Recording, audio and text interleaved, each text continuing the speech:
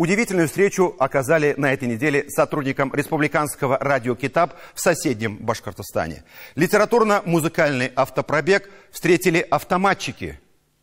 Добро, если бы это был почетный караул и красная дорожка. Нет, это была целая операция силовиков. Вот посмотрите сами. У вас сколько человек, сколько техники, сколько машин? Ой, у нас сколько человек? 8 человек. 7 человек. 7 человек. 7 человек. Еще ожидается Нет. прибытие земляков там? Нет. Нет, одна машина. Одна машина? Да, вот это. Понятно, просто нам что-то сообщили, что какая-то акция будет проходить. Нет, никакой. Чисто Как скажи, планы не согласованы, как я понял, ни с кем. Мы весь Татарстан объехали, не согласовывая. Из Казани приехали. Просто как бы уведомили вы вроде бы. Вы, да, вроде бы? Созванивались? Да. Все журналисты знают, все знают. Мы писали, что в Башкирии все это проводится. Да, вчера весь Татарстан шумел, что мы поехали в Уфу. То есть и Россия-1, БГТРК об этом знал. То есть...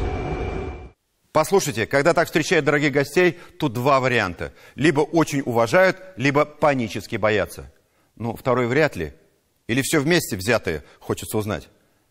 Журналисты радио «Китап» поехали по городам и весям Татарстана и Башкортостана, чтобы нести живое слово, знакомить своих соотечественников с новинками татарской литературы и песенным творчеством. Неужели дело дошло до того, что некоторые чиновники в соседней республике впадают в истерику даже по литературному поводу?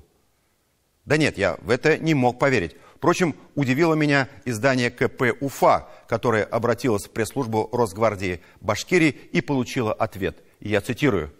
«Экипаж вневедомственной охраны получил информацию о совершении правонарушения. С целью проверки был осуществлен выезд на место, где была обнаружена автомашина с госномерами соседнего региона».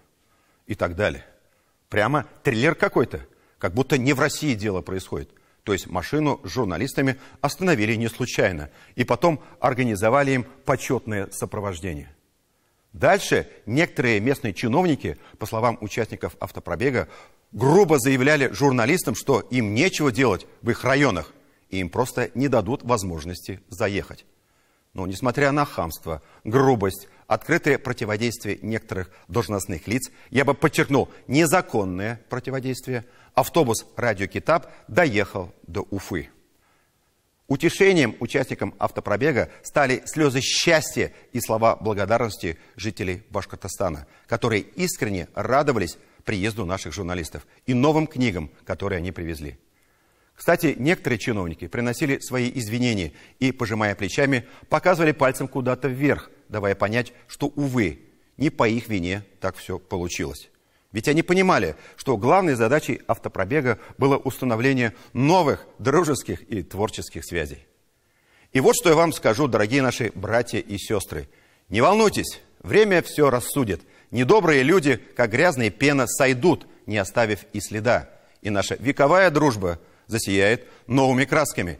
И мы будем ездить в гости друг к другу не под дулом автоматов, а с чак-чаком и баурсаком в руках. Аминь. Так и будет.